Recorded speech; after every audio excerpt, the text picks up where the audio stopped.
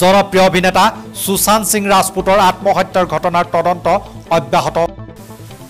এই ক্ষেত্ৰত অব্যাহত ৰাখিছে মুম্বাই আৰক্ষীয়ে সোধপোছ। অনুৰাগীৰ মনত প্ৰশ্ন, আত্মহত্যাৰ কাৰণ কি? ইতিমধ্যে মুম্বাই পুলিচে য়শ ৰাজ ফিল্মছৰ চেয়াৰমেন আদিত্য চোপ্ৰালৈ সমন জাৰি কৰিছে।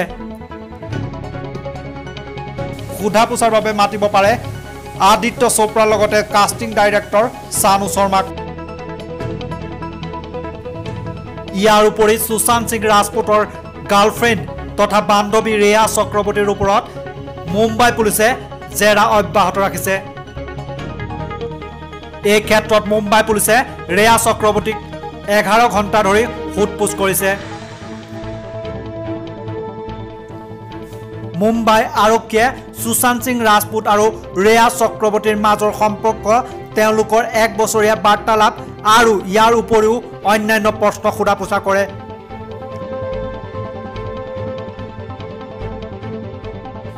অন্যহাতে সুশান্ত সিঙৰ মেনেজাৰ শ্ৰুতি মোদী আৰু PR টিমৰ সৈতেও যোগাযোগ অব্যাহত ৰাখি মুম্বাই পুলিচে সোধা পোছা অব্যাহত ৰাখিছে।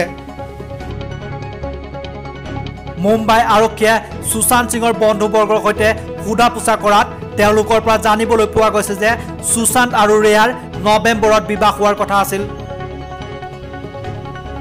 লক্ষণীয় কথাটো হ'ল যে কোনো এজন ব্যক্তি যেতিয়া আমাৰ মাজৰ পৰা হেৰাই যায় তেতিয়া সেইজন ব্যক্তিৰ বিষয়ে জনাৰ ইচ্ছা আমাৰ বৃদ্ধি পায়।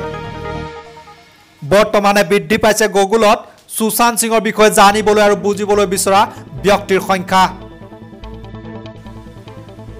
চেম ৰিচৰ অধ্যয়নৰ পৰা বুজা গৈছে যে সুশান্ত সিং ৰাজপুত যোৱাৰ পাছত মানুহে গুগল, টুইটাৰ, ফেচবুকৰ দৰে সামাজিক মাধ্যমত তেওঁৰ বিষয়ে লিখিছে আৰু তেওঁৰ বিষয়ে জানিবলৈ বিচাৰিছে।